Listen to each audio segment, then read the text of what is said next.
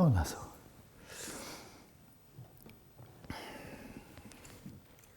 So this morning we'll go into meditation, but I'd like to spend a little bit more time on this method we've begun to explore, because it is of such great practical benefit, tremendous benefit potentially, and also so immediately and powerfully relevant to lucid dreaming and the benefits that can have for daily life, and bringing these two together, the daytime and the nighttime practice. So this practice of settling the mind into a natural state, we've just scratched the surface. But even if we only practice it for half an hour or an hour a day, the benefits can really be seen in daily life, and so taught by many of the greatest masters of Tibet and India before then. So we'll go to that shortly. I do want to give a very brief comment just on why there's so much science in here. And it's kind of personal, because I've been studying science with a lot of enthusiasm for about 35 years, and studying philosophy of mind for about 25 years, in addition to a little bit of Buddhism on the side. And I really have such a love for science. I really do. I mean, you're not going to study something for 35 years if you don't like it. And philosophy of mind is an extremely important area to bring the love of wisdom, philosophia, to the mind. What could be more important than that? But I feel it's been hijacked over the last 50, 60 years, that about 90%, according to David Chalmers, one of the world-class philosophers of mind, about 90% of philosophers of mind have all drunk the Kool-Aid, have adopted the dominant view that after all the mind, of course, is nothing other than brain does. And I find that really tragic, because there's both in neuroscience and a lot of psychology, not all, and philosophy of mind, there's an enormous amount of intolerance for anybody bucking the system. And that's just intolerance like religion at its worst. Adhere to the orthodoxy or you'll get it. And so in my critiques of materialism, I've been sometimes criticized for attacking science. And when I hear that, I want to pull my hair out, Except my wife really likes my hair. She tells me it's my best attribute. And so if I came home with great big bald spots, she said, "Alan, what have you done?" It was those people saying I criticize science. I love science, and I love religion. I think I have appreciation and admiration for all of the great religions. They've done so much more good. Nobody has to believe this, but it's perfectly clear to me. The great religions of the world have done far greater good in the world than they have done bad. And they've done bad for the same reason that politicians and everybody else does bad. We bring it to religion, it's not from the religion. And so the notion of my perpetuating a battle between science and religion makes me gag. It's been going on far too long. And where it's really wound up now is closed-minded religious fundamentalists battling with closed-minded materialists. And both saying we represent real religion and we represent real science. And this is just delusion meeting delusion, and it's destroying us. The triad of materialism, hedonism, and consumerism is destroying the planet, and religious fundamentalism, especially as soon as it becomes militant, who needs commentary? And so I think these are two great blights in human civilization right now that are really undermining human civilization altogether. And there are good fights, but my fight is not against religious fundamentalists. They're human beings like ourselves, and my fight is not against materialists. But the Buddha himself said, and it's widely known, that among the 10 non-virtues, 3 of the body, 4 of the speech, and 3 of the mind, the most destructive one is holding views that are out of accord with reality. Like racism, like misogyny, like believing one's own religion is the best and all the other ones are crap, that science is materialistic, you don't believe in materialism, you don't believe in science. And it's just really, really destructive. So that's why there's so much science in there. Because this is science you won't get at university, you don't get in college textbooks, and you don't get in the media. But if you look at the names and Google them, you see I've just hit the greatest hits parade. There are no flaky ones or kind of ones Alan Wallace likes or Buddhistish ones. They're just all superb scientists. But whenever they criticize materialism or give an alternative view, they get the microphone taken away. And microphone, nobody hears you, right? And so there it is. I mean, there must be 50 quotes there from brilliant scientists, but you'll never get that in the BBC, The Guardian, New York Times, LA Times. And so you won't get it. Because materialism has its throat choke, or whatever it's called, on the media, the academia, and government funding. So that kind of sucks. So that's why I do it. Having said that, I'm perfectly content not to give any more commentary, because in our 3 days it's more important and more beneficial to really focus on the Dharma. But if you want some bullets in your gun, when people say, oh, you're doing dream yoga, what? That's really cute. And you receive some empowerment, oh, I'm sure you really enjoyed that, I'm sure that. And so what we have in this world, and we all know this, is we're trashing the world, as dear Greta Thunberg is telling us, you older people are sacrificing our generation, and exactly what we're doing. I call my generation the guppy generation. You know what mother guppies do? They eat their young. They poop them out one end, they don't lay eggs, they poop them out live, and they turn around and they swallow their own young. I used to I had aquariums when I was a fish. And that's what we're doing, we're swallowing our young. We're getting the benefit and leaving them garbage. So this really has to stop. It really has to stop. And what's the cause of it? Is it science or Christianity or Buddhism? I'm pretty persuaded, just the years go by, I'm just more and more deeply persuaded the root of all the problems we human beings are creating for the planet all come from delusion, stupidity, and greed and hatred. And science hasn't helped to reduce those. You know, science has done everything it needed to do in terms of telling us what to do in terms of global warming. They've done their homework. They've told us what's going to happen. They've told us with their technology, so many alternative forms of energy and so forth. I just want to bow to them after 100,000 prostrations to the scientific community for telling us how we've screwed up the planet and how we can stop doing it. They've told us everything we need to know. And is America doing it? I want to put a bag over my head. And who's doing it enough? You know, they've done everything they needed to do. They gave us all the knowledge we need to know. And then we're not following it out of, let's see, stupidity, greed, and hatred, and self-centeredness. So it's very easy to look out and say, oh, they're so bad, they're so bad, they're so bad. But if we want to start a revolution, it has to start, do I have any self-centeredness?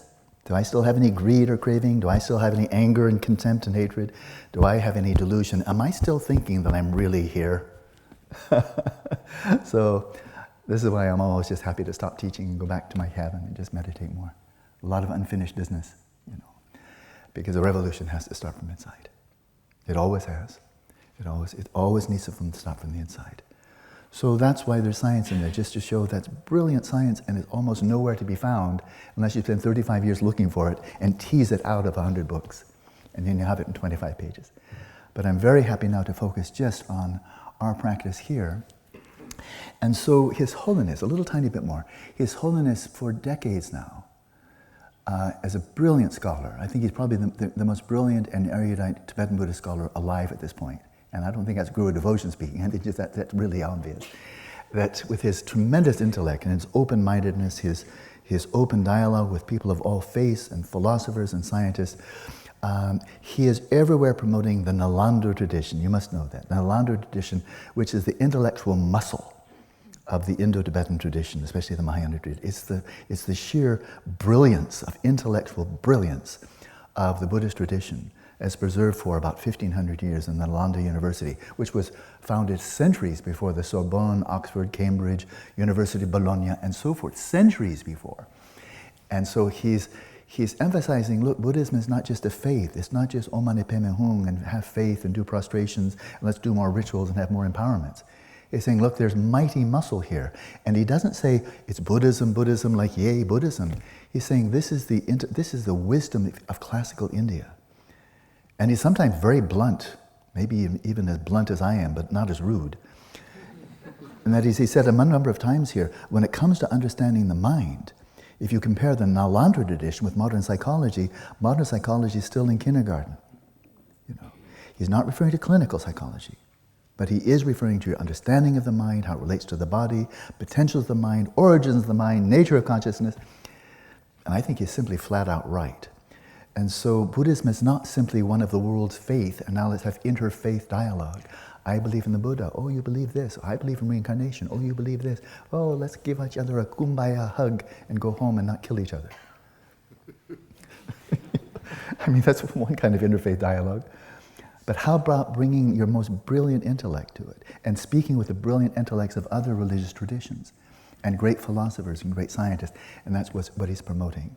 So sleeping, dreaming, and dying one can present it in a way that's just amicable, just really user-friendly. And I just bring a big bag of nails, to shake things up.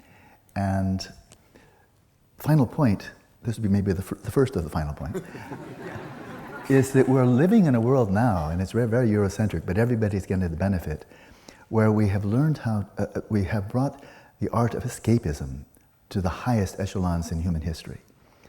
So for the young people especially, video games, which will soon turn into virtual reality games. And I've seen my grandson, who's a very sweet boy, and I'm sure he'll outgrow it, but it's just total samadhi. He has one kind of samadhi, and that's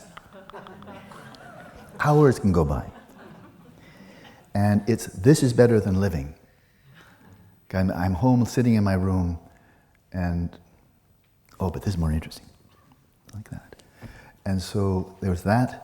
We all know what's happening in the movies. The blockbusters that make $1 billion are these ridiculous fantasy escape trips where Superman meets up with Superwoman and Ant-Man and, I don't know, Spider Goofball, and they all save the world one more time. And people, and then they come out, that was a nice escape. Global warming, let's go to the next movie. And so we're really good at that. And for centuries, non-religious people have been accusing religious people with some reason that religion is just basically an escapism. Go to church and sing your hymns and do your rituals, do your pujas, get your empowerments, visualize this, visualize that, go back and recite some mantras, because you really can't deal with reality. Instead of video games, you got religion. And that's very harsh, but have you ever heard anybody say that? I don't think I made that up. And so can religion be just an escape mechanism? Definitely can. Visualization, sadhanas, mantras, and bells and doors and all that business. And to be really, really tough, lucid dreaming can just be one more hallelujah. There was one retreat that I taught with Stephen LeBert, and there was a woman who was handicapped, her body was in chronic pain, and she was in a wheelchair. So her body was not a nice neighborhood to live in. And I say this only with sympathy. But she had one out, because it was just miserable being in her body all day long. It was just pain. But she became a very adept lucid dreamer. And she could do it pretty much on call. So when she said, I'll take a nap this afternoon, good, have a dream, and she would have a lucid dream. And I say this with only sympathy, but thank goodness she had an escape from her body. And as soon as she's in a dream, she can dream of herself as an angel or a dakini or a fairy that just, she can, she was a good shape changer. She changed herself into a phonograph record because she tried everything else during our retreat. She changed herself into a phonograph record, got bored with that pretty quickly, and then did the very cool thing that was taught to her by Zhuangzi. She transformed herself into a butterfly and flew out the window.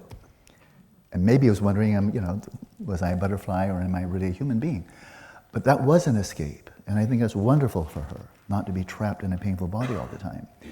And so lucid dreaming can be as simple as your free virtual reality that you can escape to. It can be trivial, or it can be tremendously meaningful, not only in the context of Buddhism. I haven't attended one of your retreats, but I have no doubt. I know Charlie enough. There's no way that when he teaches lucid dreaming, it's going to be trivial. You'd never do that. It'd be a waste of your time. So you're going to bring wisdom into it, such that it not only gives you extraordinary experiences in a lucid dream, which just can be really utterly incredible, but you take the insights of that, the insights that you glean about the nature of the mind in that mind laboratory, and then you apply these to the waking reality. The lucid dreaming of which I'm aware, and I'm 20 years out of date, doesn't do that. It's really great while you're in lucid dream, and when you're waiting for the next one. You're back into the arcade waiting in line to get into your next video arcade, to have your next lucid dream. Sometimes you have to wait 6 months. It can be just kind of purely hedonic and purely mundane if you don't relate this to the 16 hours a day you're awake and really start exploring the nature of the dreamlike reality of this. And this is why we've gone step by step by step. We're going to now move a bit more quickly to the philosophy. It's not everybody's cup of tea, but it does show with the philosophy. Getting to Chittamatra was a big one. And getting to Madhyamaka is much more subtle. And then at Vajrayana and Dzogchen, it gets subtler and subtler. So we're not going to spend a lot of time with these mental heavy lifting, of Chittamatra itself is pretty heavy lifting, to see how is that intelligible, that in fact there is no external physical world independent of mind. Is this kind of airy-fairy Asian mysticism, or could there be actually some muscle behind this? That's why I give all those quotes from the physicists who are saying it all boils down to mind. They're not airy-fairy mystics, they're not even Asian Buddhists. They're Western hardball scientists saying it looked like it all boils down to mind, and one of those was the founder of quantum mechanics. I'm not going to go through it, but there they are, and you never hear their voices, let alone the more recent ones in quantum cosmology and so on. So, the lucid dreaming can be a mere escape, like watching a great movie or putting on a visual reality cap, or it can be very meaningful in and of itself with tremendous implications, applications in daily life. And again, I'm just placing my trust in you, Charlie, and I think very well so, that when he's teaching, I'm giving a plug for his retreat right after this one. I don't do that for many people, but Charlie's a good guy. You're going to get some very practical advice for lucid dreaming, right? And you're going to then see what are the implications, how can this be transformative and meaningful to your waking life, and then how can your waking life then feed into your lucid dreaming and make your dreaming life more and more meaningful. Was that correct? Okay, there's it is. So his is going to be very complementary to mine. I'm sure, you're not mentioning Vaibhashika though, are you? Absolutely not. And Sautrantika? Absolutely not. Oh, okay, then I'll continue teaching. And I bet there's no quantum physics there either, eh? Maybe a little bit. Oh, a little bit, good. A little like yin, a little yin dot next to the yang. So there it is. I think I'm just about finished here. And the practice we're about to do can be trivial too. Any technique can be trivial. Just bring a trivial motivation to it. Anything. But we're not going to do that. We're not here for trivia. Everybody's time here is precious, and we all took out a week to do something meaningful. I have no doubt about that. So I wanted to share with you one short quote, and then we'll jump into the meditation, but it's really, really juicy. And we're going to start delving into Dzogchen sooner than later, because eat, drink, practice Dharma, and be merry, because tomorrow we may die. That was my little version. And that is, who knows what tomorrow will bring, but this quote from Lerab Lingpa is just delicious. He was one of the great Dzogchen masters of the 19th century, and he's a tutor, a guru for the 13th Dalai Lama for Dzogchen. And what was his name? His Fearless in Tibet. Fearless in Tibet is written by a Western author, so the English is impeccable. It's a beautiful read, and it's a life story.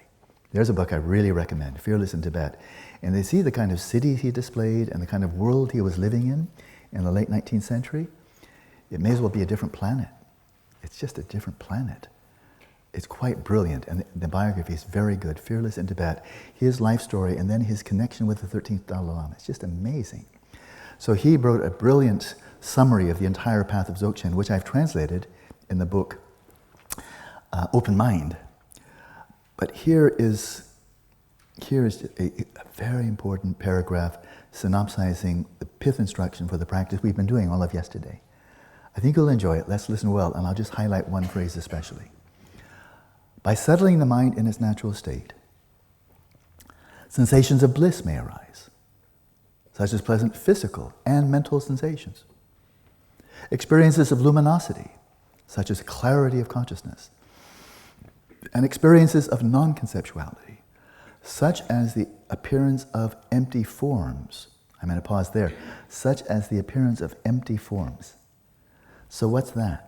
Because it's really super important and massively relevant to everything we're doing here. Now this is not philosophy. He hasn't taught Madhyamaka, he hasn't taught Vipassana. This is right towards the beginning.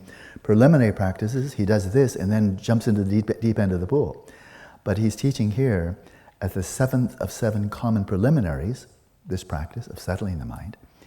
And he says, with no philosophy at all, just doing this practice, and we'll do it in 2 more sessions this morning, just resting in awareness and just resting in that self-cognizing awareness and being aware of whatever manifests in the space of the mind. By doing that and really going into it deeply, as much as you can, he said you may experience empty forms. What's that? Well, normally, when we see forms, well, I pick on, okay, John today. Victoria's had her turn, I'll give her a break. Over to John.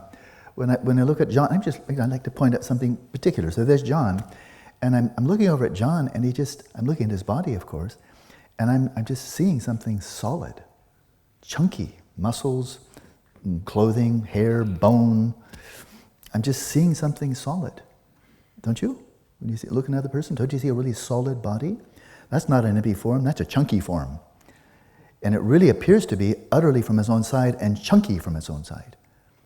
utterly real, inherently real, objectively real from its own side.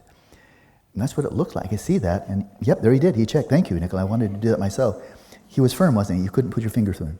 That's good. It would be interesting if you could. Then you could walk through him too. But when we open our eyes and we look out, we tend to reify everything we see, everything we hear, smell, taste, touch. It's deeply ingrained. We see it and we reify it. We'll have a quote later on, not right now, from Yangtze Rinpoche saying exactly that. That when we look outside, we reify everything we see. But then if you accustom yourself, hours go by, tens of hours, hundreds of hours go by of not doing that. Just not doing that. It's like being hooked on a drug, like cocaine. Just addicted to it. You can hardly get through the day and you're just going from the drug dose to drug dose, whatever you take it. And then just not doing that for a while. Just going to rehab and just not taking any cocaine at all. The world starts looking different, right? It just starts looking different because you're not doing the other. And we're addicted to reifying. But when we're sitting quietly in awareness, just being aware of and not reifying, grasping to, clinging, hope, fear, desire, aversion, just giving it a rest. And just resting in awareness and just seeing nakedly what's arising, what's arising, what's arising. We just went into rehab. While we're doing that, we're not reifying any of the appearances to awareness. And we're saying, well, but they're just appearances. Whereas other people, their minds are a nightmare, right? People are tortured by their minds, tortured by their dreams, their thoughts, their memories, tortured sometimes literally to death. They're not seeing empty forms. They're reifying everything that appears in the mind. And it tortures them. It has power because they're reifying it. Power because they're identifying with it. So just stop doing that. Go into rehab. So this is rehab. Whenever we're sitting there for 24 minutes and just not falling back into the routine, the addiction of reifying everything, but just being clearly present, clearly present. And there's a sweetness to this. I'll go over to Dembala this time. If I just attend to Dembala and have a conversation, maybe he's unloading his heart. Maybe he's telling me his troubles, his travails, challenges he's had. And I'm just listening to him as a spiritual friend. I'm just listening to him and listening with an open heart, attentive, and just listening and listening and listening. And not reacting, not jumping in, not I like you, I don't like you, oh, you're boring me or whatever. Just totally present. Isn't that a good way to listen? Isn't that a good way to listen? Yeah. Really, really good. Yeah. To your children, your friends, to people who regard you as your enemy and so forth. Just being totally present, attentive, and listening. As Father Lawrence, one of my dearest Dharma friends, Benedictine monk, he said in a retreat we led together quite a few years back, the greatest gift you can give to another person is your attention. And attend means to attend to watch over, to care for, and look after. That's what the word means. It's one of the most beautiful words in English from its Latin root, to tend to. So if I'm tending to Dembala, I'm giving my very best. And maybe I'll say something that's helpful. Maybe I'll give him a gift. Maybe I'll help him out in some way. But the first gift is I attend to him in that way, without craving or fear, hope, and so forth and so on. So we're cultivating that quality right here. And then, let it bling back. I broke him halfway through the sentence. He said, you do this then when you come out of meditation and you're engaging with people or your retreat hut or the animals around your retreat center, you're bringing that same quality. Naturally, you're not going to stop as soon as you get off the cushion. You're going to bring that same quality of very attentive, open, and non-grasping, non-reifying awareness. And simply because you're not superimposing the solidity, the chunkiness, the absolute otherness of things out there, you see things as empty forms. Empty forms doesn't mean that now you don't care because people are only appearances. You know they're not. They're as real as you are. But you're not reifying them just because you broke the habit for a while. And then you're simply attending to these appearances and knowing that as I'm attending to Casca, everything there is an empty appearance. And yet, as she attends to me, I'm an empty appearance. And I'm not a figment of her imagination, and she's not a figment of my imagination. But she's not really over there, and I'm not really over here. So there's nothing really separating us. So I give her my full attention. And if I see sorrow, I feel sorrow. If I see joy, I feel joy. Empathy. That's where your insight into emptiness actually deepens compassion rather than squishing it. Yeah? And so we can study all the philosophical systems. First, bury materialism, put rest in peace and never come up again. And then move into much more fertile fields like Vaibhashika, within the Buddhist tradition, Sautrantika, Chittamatra. We can do all the heavy lifting of the Nalanda tradition, which is just one genius after another over 2,000 years. We can do that, and that's what monks and now nuns are doing, sometimes for years in the monastery. But there's another approach, and that is just meditate a lot. This type of practice, exactly this type of practice. As Panchen Rinpoche and Padmasambhava say, there are two approaches. One, the view first, where you study and really work it out with your intelligence and so forth, and then you meditate. And the alternative is meditate a lot, exactly this practice, and see the view emerge from your meditation. That you do this practice and you come out, and you don't have to study Chittamatra, but you're seeing, but these appearances are all empty. They're just like a dream. And in fact, where these appearances are arising right now is exactly where these appearances will arise tonight when you're dreaming. It's the same cinema. It's the Dhammadhatu. It's that realm of experience in which phenomena appear, which are apprehended by mental awareness. And all these appearances are in Dhammadhatu, relative Dhammadhatu. You know? And then, how are you primed now for your next dream? You're seeing this is really dreamlike. All these appearances are taking place only in the space of my awareness, and I'm seeing them as empty, not inherently existent, not chunky from outside, and therefore not radically different from myself. And so you're just primed to go right into the Madhyamaka view, to realize emptiness, and you're primed to have lucid dreaming.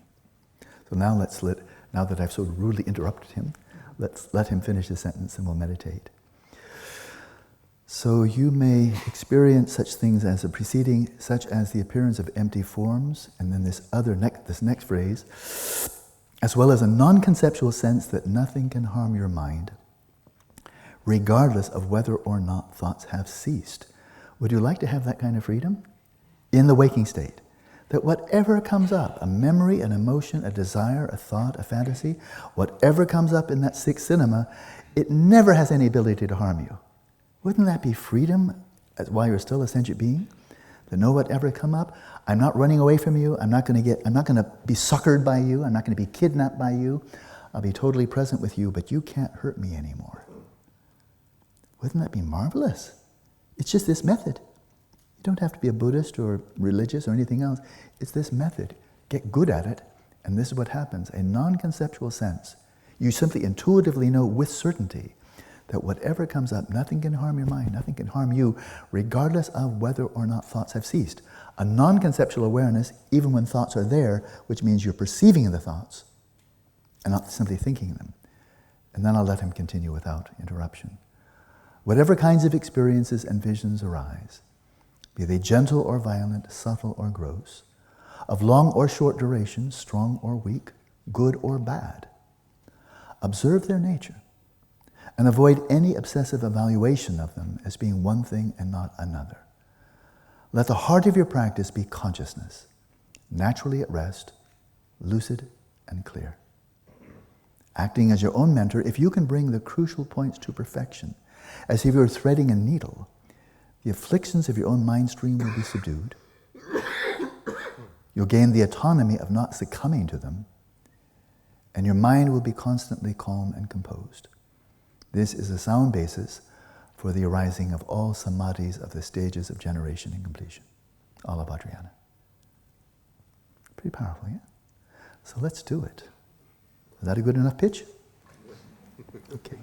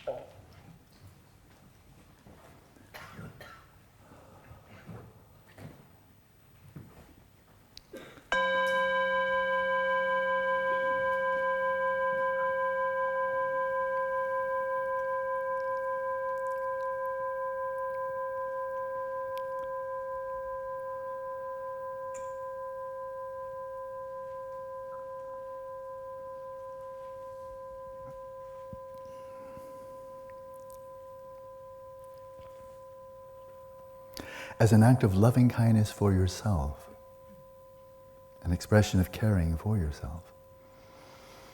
Relax, settle your body, speech, and mind in the natural states.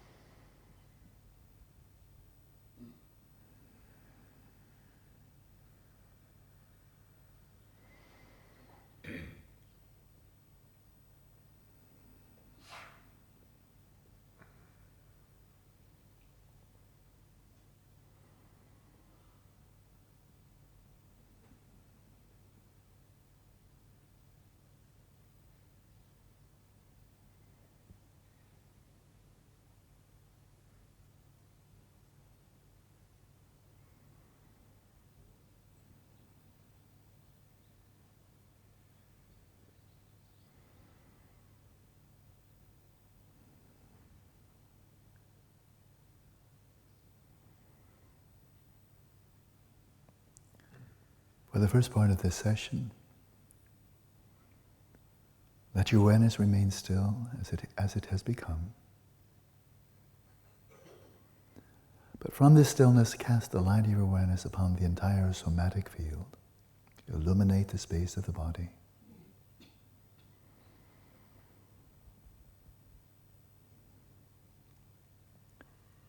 And as if you are on a raft,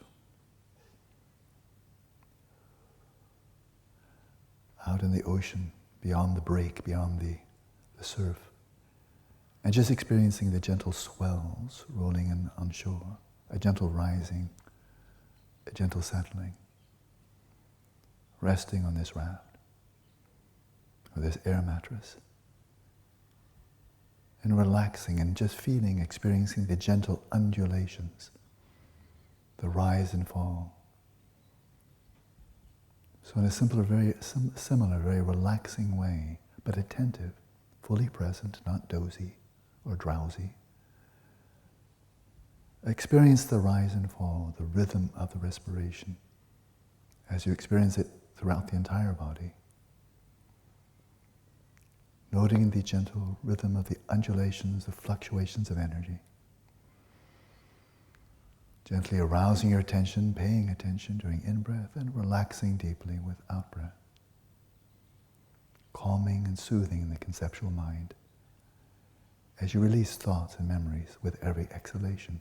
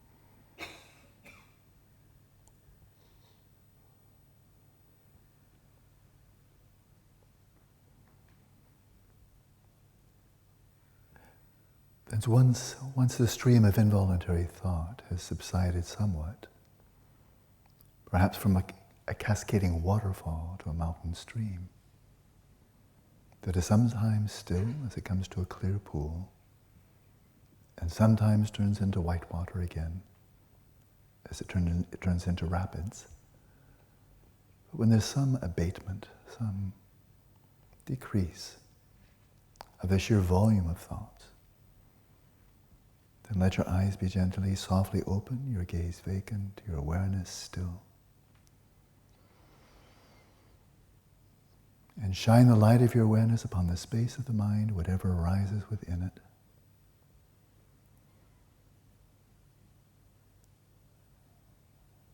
As Dujum Lingpa gave as an analogy, another 19th century Dzogchen master, as if you were a cowherd, observing your cows, your yaks, on a wide open plain, and observing them from afar.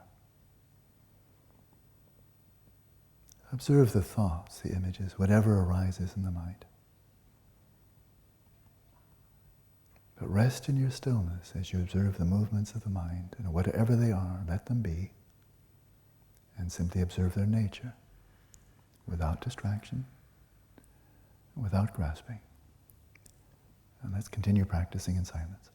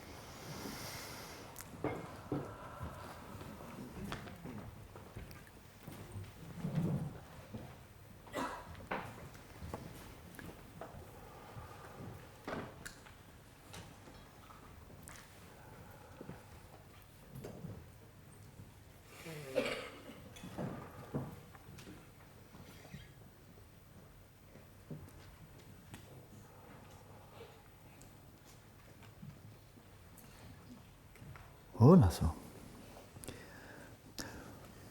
As you've noticed, there's very little ritual in this retreat. I have nothing against ritual, I just don't care for empty ritual. So I tend to try to take it in small doses and make sure it's full, rather than big doses and empty, because I've been there. I was in Buddhist monasteries, and there was an awful lot of ritual. But we still keep a little bit. Like you have a little dot of quantum mechanics, we have a little dot here, and I'll just explain the two of them.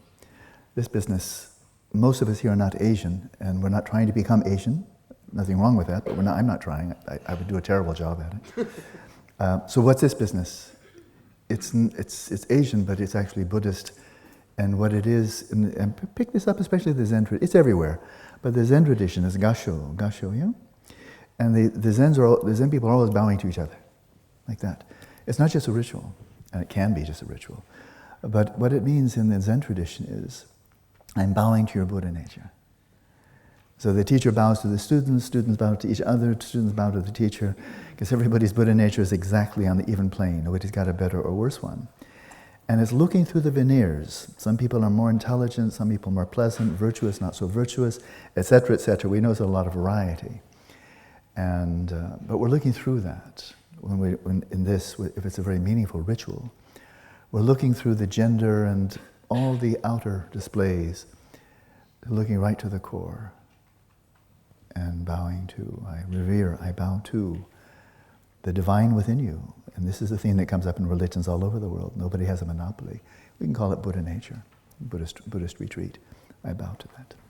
So that's what that's about, very simple. And the only other one that I'm sure many of you noticed, I sit here and I snap my fingers. You noticed? This is Tibetan. I don't think Zen people do that. It's Tibetan. But I found it very useful, and it's for the benefit of only one person, really. When the Lama, the Dharma teacher, sits on the Dharma throne, you snap your fingers. And it's really only for the benefit, intended for the benefit of the teacher. And it's a reminder to the teacher, you're going to be dead soon, bud. You're going to be dead soon.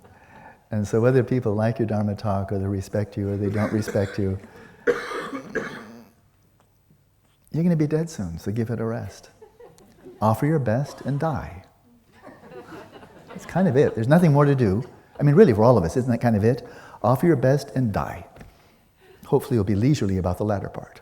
You know? So it's very helpful, actually, because I pretty much do bring some thought to that. Okay, I'm here today, but just for a little while.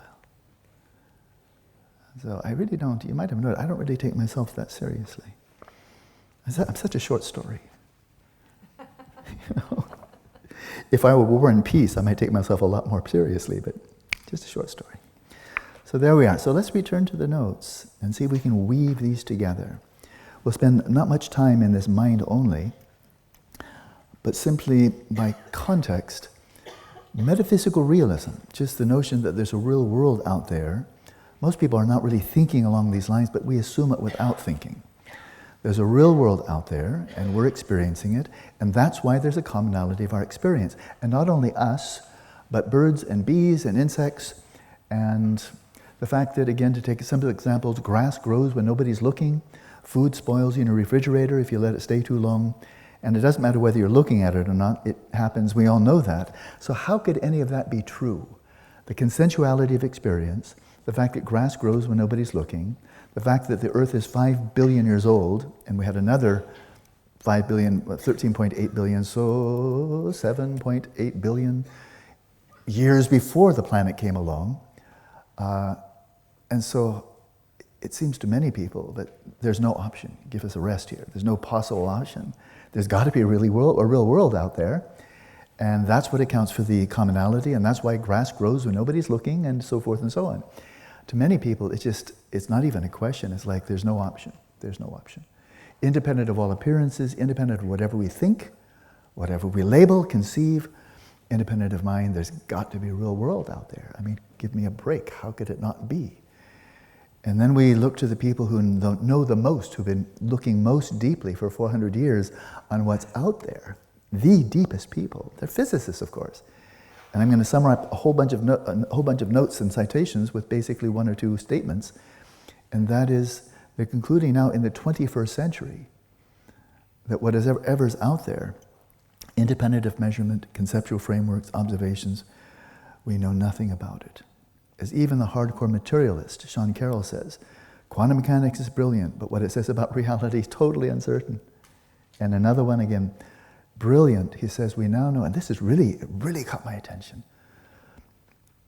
We now know with certainty space and time are not objectively real. And that's by a person who's like a young Einstein. It's right, Nima Arkani Hakben, you can read it. That was a very close paraphrase though. If there's no objective space-time out there, then there's no container for a real physical world with all the stuff. And so he said this is a real problem for physics. If there's no objective space-time out there independent of mind, in the fabric of reality, then what on earth is going on and we don't know. Okay? So this suddenly makes Chittamatra not ridiculous. Because what do we know? We know appearances. We know that we're aware. We know mind. That's what we do know. And then it turns out from the most brilliant physicists alive, doing the deepest work, beyond that, don't know. So if that's not the case, and I will spend a little bit of time on Chittamatra mind only, not a lot, but enough, to pause here, because this is in between the metaphysical realism of Sautrantika and the even subtler view of the Madhyamika, the middle way view, Nagarjuna. It's right in between. And to really fully actually get the taste, the experience, some insight into the teachings of emptiness and dependent origination. So it's not just kind of a little thin layer on top of basic belief in a metaphysical realism. The Chittamatra is really, really useful to see, let's pause here, even though it's not going to be the final view, and this too will be launched into and critiqued by Madhyamaka. But just to pause there, is that intelligible? Does it make any sense? And we look at the people who developed this system, number one, based on teachings of the Buddha himself, and then Asanga and Dhammakirti and Dignaga and Chandragoman. I mean, these are the geniuses of India. You know, these are their Einsteins and Niels Bohrs and so forth. They were the ones that developed this. They were not lightweights. So if, just to consider the possibility, moving into how dreamlike is this? We're never really straying from this theme, this daytime dream yoga. If this is really all there is appearances, and of course it's not solipsism, but really taking seriously that your samsara, your Wales, your Brazil, your Mexico, your Germany, your Australia, your home, your world that you experience in, all the appearances are always taking place nowhere else than your substrate. If you took birth in the desire realm, form and form realm, it's your desire realm, form and form realm. It's not a general pool that you jump into, like a frog jumping into a pool. All the 3 realms, all the 6 realms, the hell realms, Preta and so forth, they're all expressions of your substrate. As Shantideva himself says, taking hell realm seriously, they're not waiting for you,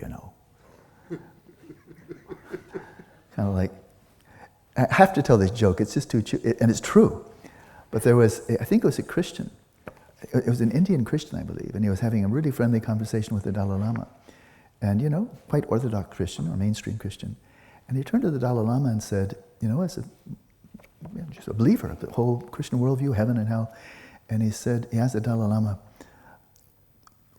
why do you think that there are so many people in hell? So beings, not human beings. And according to my worldview, he's asking a Buddhist, why do you think, according to Christian view, there are so many people going to hell? Because that's what it says. And the Dalai Lama said, well, according to your view, God created hell. Somebody has to live there.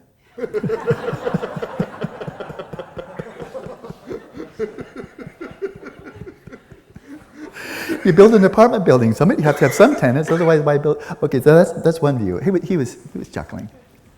But there are hell realms in Buddhism as well, but they're all your own baby. They're all your own baby. It's like your nightmare.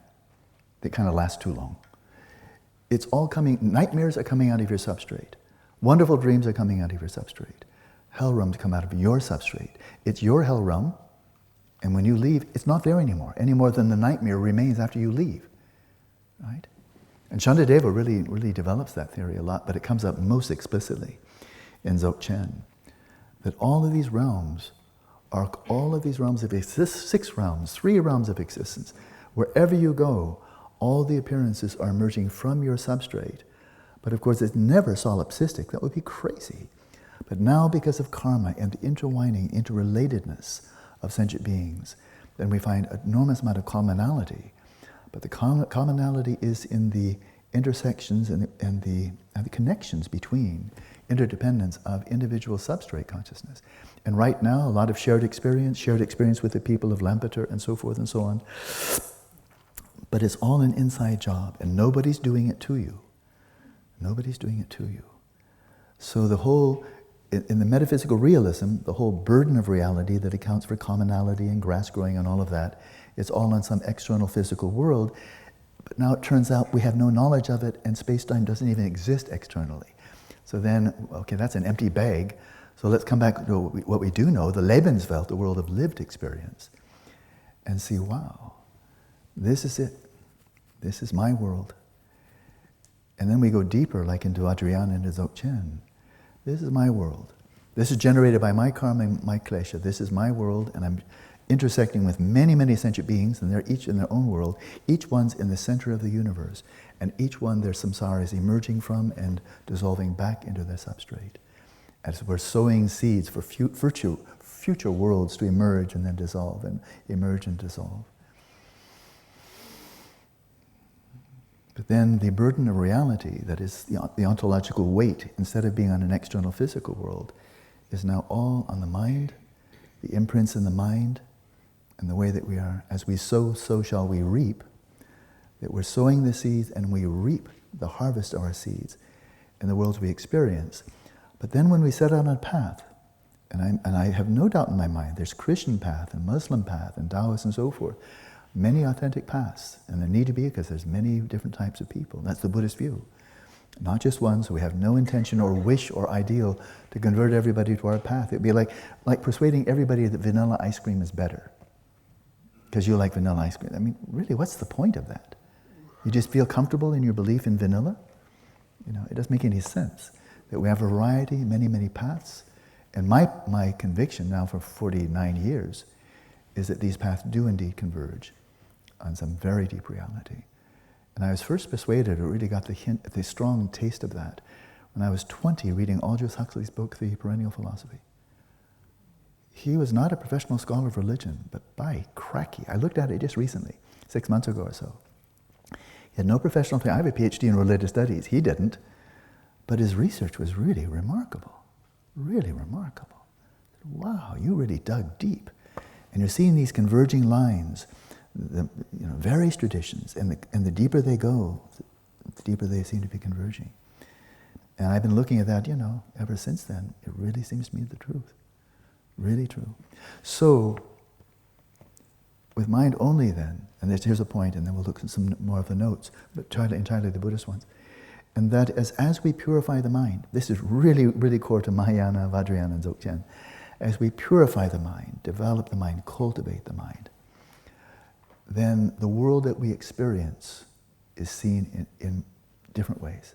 The world that is manifesting in our substrate is being perceived differently because of the purity of the perceiver. The awareness is purified, the world you see is purified. And so your whole world is shifting because it's an inextricable entanglement. That is, in reality, you can never rip the mind apart from reality or awareness apart from appearances.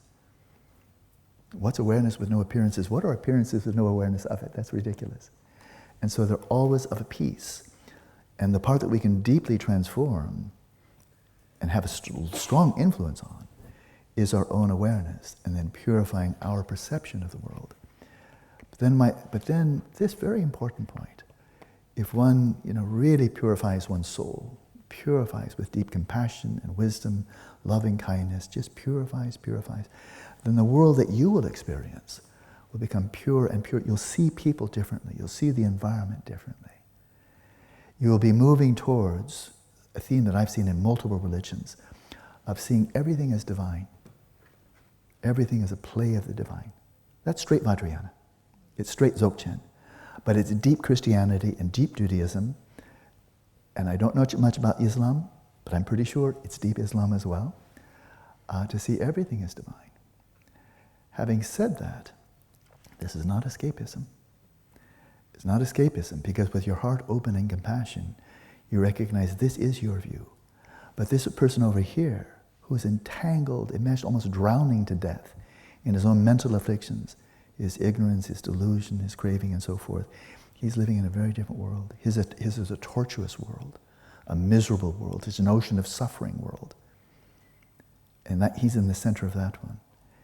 And so you know, okay, but empathy then, you imagine slipping into his mind stream and see what it's like to be him, what kind of world is he living in? And this person and that person, and how about the animals, and how about, and so forth. And then there's only one response that comes out, it's compassion. It's compassion. So you continue to live in an increasingly pure world, not only with an increasingly pure mind, but as your heart opens, and especially if you go deep into samadhi, you'll be actually able to slip into and be aware of the worlds that other people are experiencing. Culminating is Buddhahood itself. Let's just jump there for a moment. Buddhahood itself, how is this understood in Mahayana Buddhism? All of Vajrayana, all of Mahayana. That the Buddha never parts from nirvana, the immutable bliss of nirvana. The Buddha's perspective on reality, viewing reality from the perspective of Dharmakaya, of pristine awareness, it's pure vision all the way through. There's nothing, you're seeing everything as pure effulgence of pristine awareness, equally pure, all of samsara, all of nirvana, all equally pure, all equally divine, all equally displays of primordial consciousness, divine, transcendent, the wellspring of all virtue, all joy, bliss. And you see, that's from your perspective, it's pure vision in all directions, and that's all there is. Sounds pretty nice. On the one hand. On the other hand, if you're a fully enlightened being, a fully awakened being, you have a non-dual awareness of everybody else's perspective. Non-dual. So you're not a Buddha up here looking down and, oh, look at the poor animals, oh, look, poor human being, oh, poor hell being, sorry. That's complete dualistic grasping. It's not that. It's anything but that. That your awareness of every other sentient being is non-dual. So if there are hell realms, you're aware of beings experiencing hell realms from their perspective, not from outside. And rich people and poor people and animals and all of them, you're seeing their worlds through their eyes without being them. You're not falling back into samsara, but your awareness of them is non-dual. The awareness of other people's mental afflictions, you see them not from outside. The last thing you could be would be judgmental. You see their mental afflictions from their side, non-dually. Their suffering, their low self-esteem, their tragedies, their trials and tribulations, you see, experience them all from their side. And yet you're not contracted into it. You're not collapsed into it. You haven't become a samsaric being yourself. You haven't lost your enlightened awareness.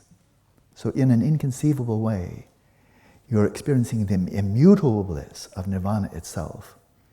You're experiencing pure vision as you view reality from your perspective. And inconceivably, at least to my mind, simultaneously, you're aware of the world, the experiences, the awareness of every sentient being. You're experiencing it from their side. And this gives rise only to compassion, but it's non-dual compassion. It's not poor you, it's poor me. Because everyone is you. And the phrase is rang nang. It runs throughout Dzogchen. Rang nang, your own appearances. Everything is your own appearances. It's all your own appearances. So the Buddha's compassion for us is non-dual. Not from outside, boy, am I glad I'm a Buddha, and I hope you would be. It's not like that. It's from the inside. And so but here's where it really strikes home. It's like the dart hits the bullseye. The Buddhist perspective I'll speak myself, because I know myself. I know I have mental afflictions and so forth. The Buddhist perspective on my mental afflictions, my joys and sorrows, my trials and tribulations, my body, the Buddhist perception of my experience of the world, which is non-dual, from my own is the perspective of my own pristine awareness. It is the perspective of my own pristine awareness. The Buddhist perspective and the perspective of my own pristine awareness are not separate. They are the same. And so if I want to see my embodiment here, my presence here, my life here, my environment here, if I want to see Alan Wallace's world, Alanocentric world, with me in the center of my mandala, if I'd like to see that from the perspective of what does a Buddha see, all I have to do is identify my own pristine awareness and view it from that perspective. And that's what the Buddha sees. Because my pristine awareness is Dharmakaya. That's where we're going.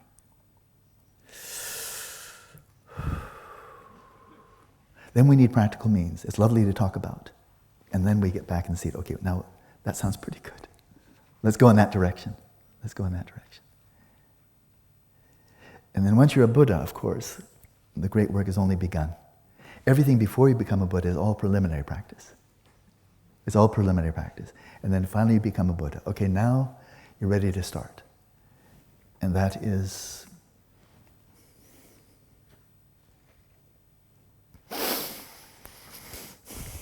this will pass quickly.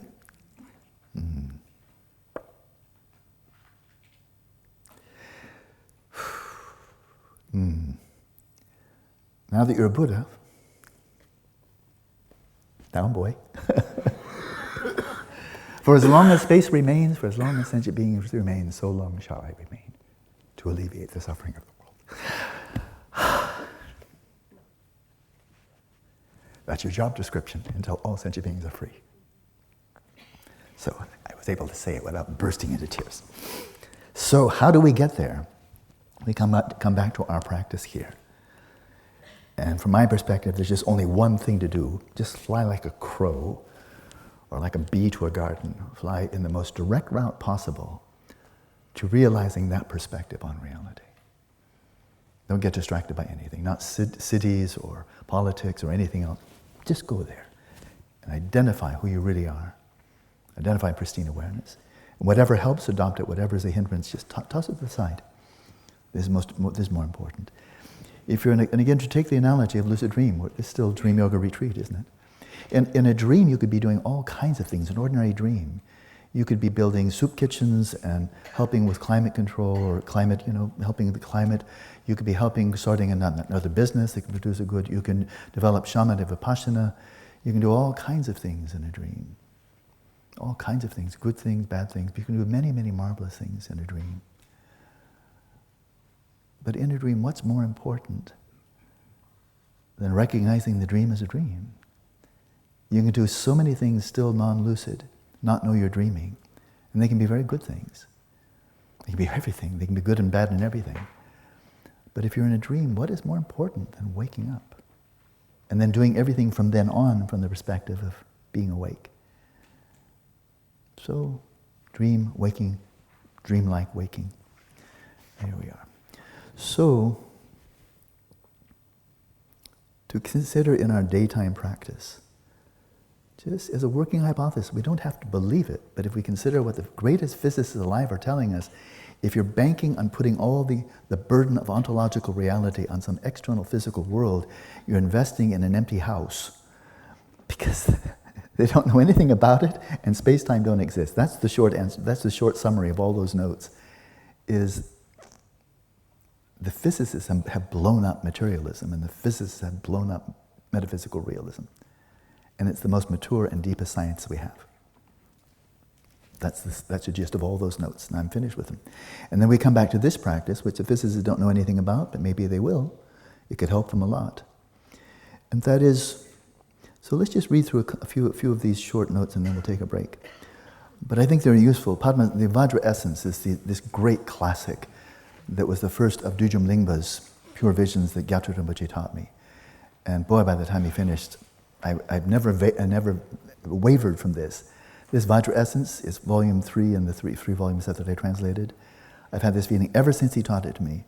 If I were alone on a desert island, I had only one book, this is the book. Because it covers the entire path, and it says so at the end of the book. If you want to achieve a rainbow body in this lifetime, everything you need to know is in this book. Read all the books you like, But everything you need to know is here. And of course, that is actually correct. So here's Padmasambhava in this pure vision. And pure vision is something that people of many, many faiths have. People have visions within the Krishna tradition, the Hindu, and so forth and so on. This is in the Buddhist tradition. Having a vision of Padmasambhava and then receiving teachings from the divine in the form of Padmasambhava. Where Padmasambhava says, here on our own path, this Dzogchen path, mindfulness is presented as being like a cowherd.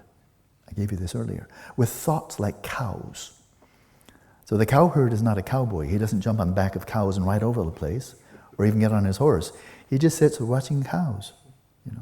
As Geshe-Rabten, my teacher, until he was 18, every summer just watching yaks. That was his job as a father of a rancher. Just watch yaks all summer. What did you do all summer when you were growing up? Probably something more arousing than watching yaks. It's very peaceful. So, like a cowherd with thoughts like cows, they're steady, that is the thoughts, whatever's coming up, they're steady, vivid manifestation without interruption by various expressions of hope, fear, joy, and sorrow is called enmeshed mindfulness, the first phase of mindfulness. Enmeshed because there's still some entanglement, nevertheless you're setting out on a path. In another short text that I've translated, again by Drujum Lingpa, he makes the same point, but different phrasing. Some observe their thoughts over there, like an old herdsman on a wide open plain, watching his calves and sheep from afar. I say that too is a practice for novices. But if you take that alone as the path, you'll build confidence in the mere meditative experiences of bliss, luminosity, and non-conceptuality. So, as from afar, it's like having an out-of-mind experience. I've mentioned when you're practicing mindfulness of breathing from the Dzogchen perspective, you can have this kind of out-of-body experience that is not having the sense, I'm breathing, or this is my body, I'm in my body, but resting in a much larger space of awareness. And then kind of like observing the body as if from afar. And here you're resting in awareness, and as if you're using the mind from afar. And there's a thought coming over. Like watching cloud formations, form and then dissolve, form and dissolve. So relaxing, and not letting your awareness collapse down into a body, a thought, an emotion, memory, and so forth. That's when we become claustrophobic. And so this is a practice for novices. That is, we can start this today. But he gives just a gentle warning. If you take this as the path alone, and apparently there were Tibetan yogis, they thought, I'm doing this practice, now this is Mahamudra, this is Dzogchen, this is all you need. Not all of them were very well educated either. And he says, if you take this alone as a path, no view, no bodhicitta, no anything else, no, this is all I need. I just watch my thoughts. That's fine, but the most you can hope to get out of that, if you really succeed, get the big bonanza, bring to the culmination of this path, all you do is realize the substrate consciousness. And you'll experience bliss, luminosity, and non-conceptuality. And in all likelihood, you're going to like them so much, you cling to them, that you will not want to come out of shamatha, and you'll not be interested in anything else. It's really a danger. Achieve shamatha can be the biggest, like quicksand, pool of quicksand you've ever come across. One very brief anecdote, this was centuries ago, there was one great Lama, and he taught his disciple shamatha. And the disciple disappeared, went off and practiced shamatha. But he didn't come back after a few months, he was just gone for years. And then finally, the disciple showed up again at his master's door, and the master of the Lama said, "What have you been doing? What's up, dude?" And the disciple said, I achieved shamatha. And the Lama said, "Yeah, what then?" And the disciple said, "I was enjoying it." And then the Lama burst into tears. He said, "That's all you did? You just got there and you were blissful, luminous, and you just sat there? Ah, caramba." A little bit of Mexican Lama. Ay, caramba, ay, ay, ay. I thought I taught you better than that, you schlamil. Hebrew, Mexican,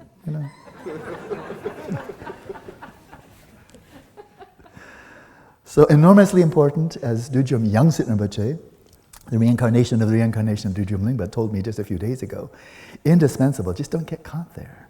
This is just the beginning. You've just gotten onto the on-ramp on the freeway. You're ready to go, so don't get stuck there. And then this, I think, can be helpful too. Let's just read this briefly. So this is from another of the texts. You can see Essence of Clear Meaning. This is a commentary written by Dujong Lingpa on some teachings he again received from Padmasambhava. He said, according to the teachings, there are 4 types of mindfulness of the essential nature of the path. So this is the whole path of shamatha. We'll go through it quickly, but it does tell you of coming attractions. If you do this practice, what can you anticipate? Because it's been done hundreds of times, if not thousands of times. This is a well-trodden path. So the first 4 types of mindfulness. The first entails distinguishing between stillness and movement. So can you experientially distinguish between the stillness of your awareness and the movements of the mind? Or every time your mind goes into movement, is your awareness kidnapped and goes along for the ride? In which case it's movement meets movement. Your mind, you're always in movement, always just scurrying around in the samsara of your substrate.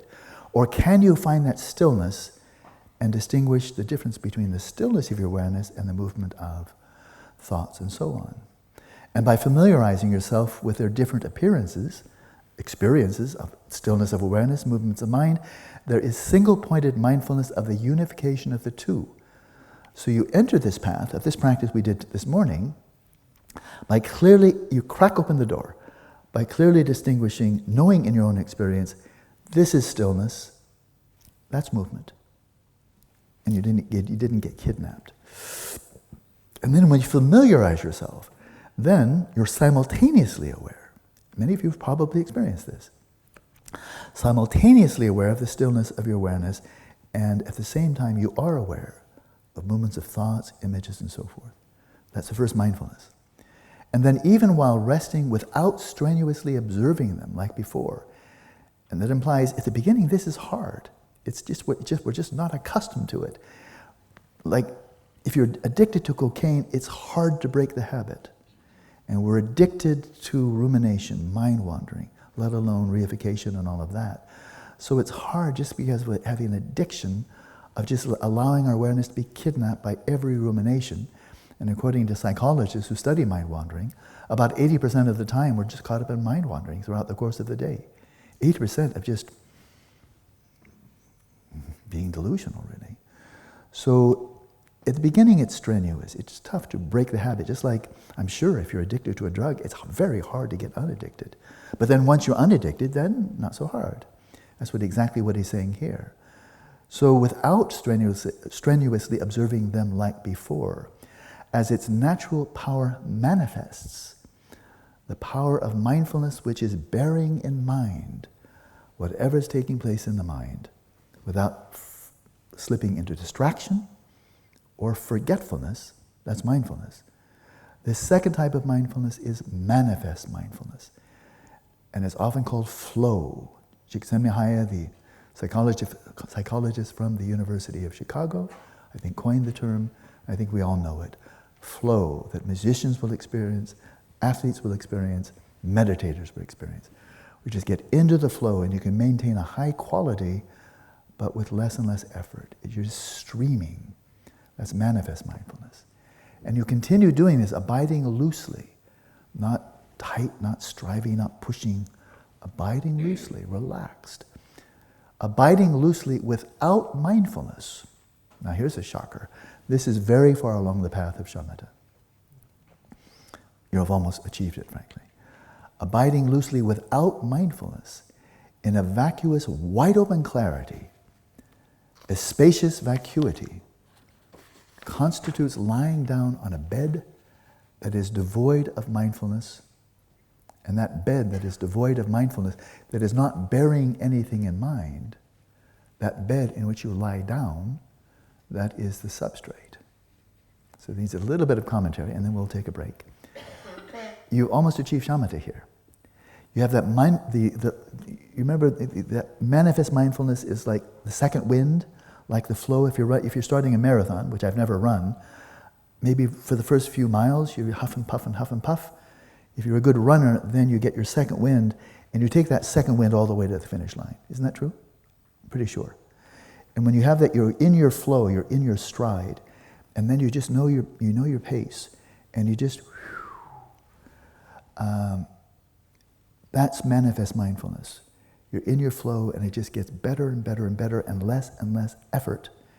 And as you're coming right towards the finish line, by this time then you're so in the flow, so your awareness is so single-pointedly channeled that it's sucked in all the awareness that would otherwise flow out to the 5 sense fields. It sucked it all in and aimed it right down the center there in the space of the mind.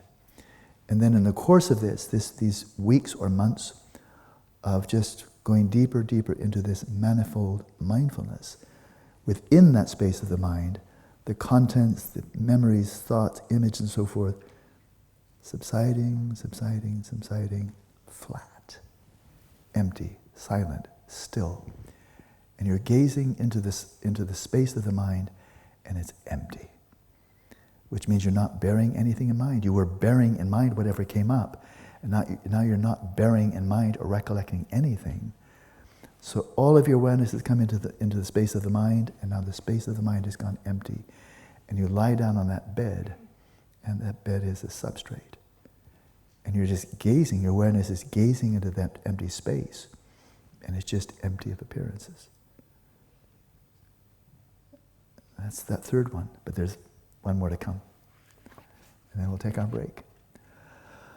Once coarse mindfulness has subsided, coarse mindfulness is the mental factor of mindfulness of a coarse mind, among 51 mental factors, and that's what got you this far. But now, when you're there, the coarse mind has just subsided and gone dormant, and this is just a great analogy. Where's my cell phone? Because you all have experienced this. You get a little message, would you like a free upgrade? And if you say yes, please, then for a while, what you're holding in your hand is a paperweight, right? Because it's getting rid of your old operating system, and it says, just wait. Just wait. Don't do anything, because for a while, and don't think your cell phone's broken, but for a while, operating system 1.0 won't work anymore, and you don't have 2.0 yet either. So yes, you do have paperweight, but don't worry, this too will pass.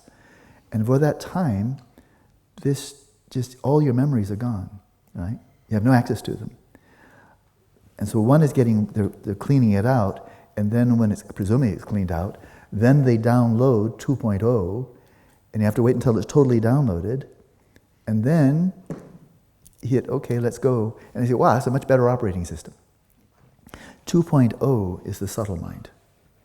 1.0 is the coarse mind. And in this absence of mindfulness, neither one is operating.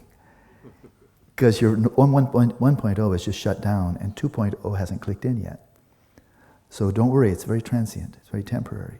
But for a little while, you're about as useful as a paperweight.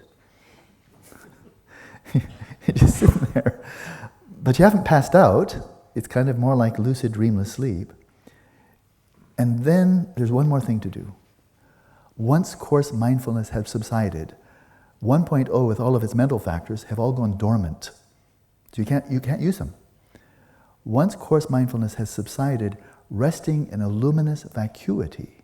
A luminous vacuity is called self-illuminating mindfulness, or the substrate consciousness. So when you get there, sooner or later, if I can help, I'm happy to assist you. We're creating an environment for people to do this. Hopefully it'll be up in a year or two.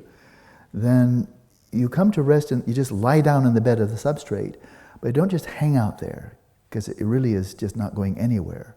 Don't be happy just to be in between 1.0 and 2.0. You just do one final thing. It's not that difficult. Rather than simply attending to that space where there's nothing happening, then do something clever and take the full power of your awareness and turn it right in upon itself. Like a missile you sent out, and then it comes right back in, kaboom, and then it blasts open your substrate consciousness. You've entered right into the very nucleus of luminosity. And it's self-illuminating. That's why it's called self-illuminating mindfulness. That the light of the substrate consciousness, rather than just going out into space and dissolving away, is inverted right in upon itself.